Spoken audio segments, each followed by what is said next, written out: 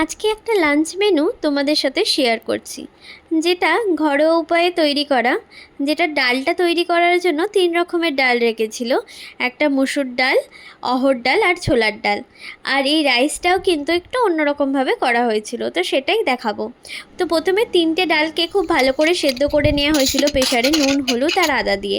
তারপরে একটা কড়ার মধ্যে তেল দিয়ে আর তার মধ্যে অল্প করে ঘি দিয়ে দেওয়া হয়েছিল। তারপর গোটা জিরে আর শুকনো লঙ্কা ভেঙে ফোড়ন দেওয়া হয়েছিল। তারপর আদা কুচি আর রসুন কুচি দিয়ে তার মধ্যে পেঁয়াজ কোচানো আর টমেটো দিয়ে দেওয়া হয়েছিল। এখানে বলে রাখি, এই ভিডিওটাতে একটুখানি মিস্টেক হয়েছে। এটার মধ্যে নুন, চিনি, লঙ্কা গুঁড়ো, হলুদ গুঁড়ো, জিরে গুঁড়ো, ধনে গুঁড়ো সমস্তই দেওয়া হয়েছিল, যেটা আমি ভিডিওটা করতে বাই চান্স ভুল করেছি, তো যেটার জন্য দেখানো হয়নি।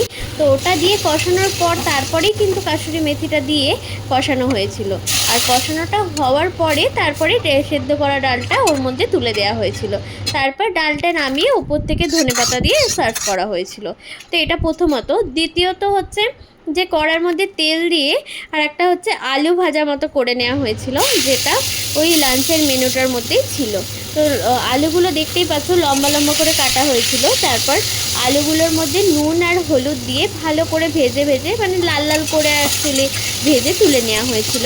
তারপর আলুগুলোকে ভেজে তুলে নেওয়ার পরে কড়ার মধ্যে তেল দিয়ে 2টো ডিম ভেঙে দিয়ে ভালো করে আলু ভুজিয়া বলো বা তোমরা যাই বলে থাকো, তো সেটা করে নেওয়া হয়েছিল।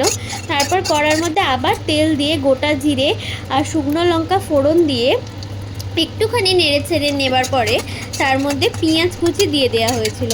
পেঁয়াজ কুচি দিয়ে তারপর একটু পেঁয়াজটা লাল হয়ে এলে তার মধ্যে ভাজা ডিমগুলোকে দিয়ে আগে থেকে তৈরি করা ওই ভাতটাকে ওর মধ্যে দিয়ে দেওয়া হয়েছিল। দিয়ে ভালো করে নাড়িয়ে চাড়িয়ে নেওয়া হয়েছিল। আর ভাতের মধ্যে অল্প করে নুন, চিনি আর একটু বেশি করে ঘি দিয়ে ভালো করে নেড়ে ছেড়ে নামিয়ে নেওয়া হয়েছিল। এইভাবেই তৈরি হয়েছিল পুরো মেনুটা।